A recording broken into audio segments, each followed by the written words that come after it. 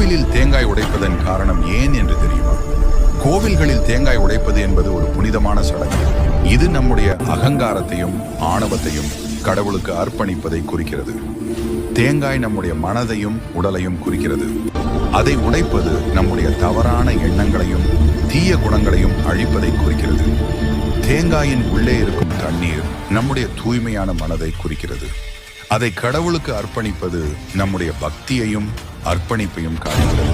தேங்காயின் ஓடு நம்முடைய கடினமான மனதையும் ஆணவத்தையும் குறிக்கிறது. அதை உடைப்பது நம்முடைய மனதை கடவுளுக்கு திறப்பதை குறிக்கிறது. இது நம்முடைய வேண்டுதல்களை கடவுளுக்கு தெரிவிக்கும் ஒரு வழியாகும். இது நம்முடைய பிரார்த்தனைகளை நிறைவேற்ற உதவும் என்று நம்பப்படுகிறது. நம்முடைய பாவங்களை போக்கும் என்று நம்பப்படுகிறது. இது நம்முடைய அகங்காரத்தையும் ஆணவத்தையும் கடவுளுக்கு அர்ப்பணிப்பதை குறிக்கிறது. கோவிலில் தேங்காய் உடைக்கும் போது உங்களுக்கு என்ன உணர்வு ஏற்படுகிறது? கமெண்ட் பகுதியில் பதிவிடுங்கள்.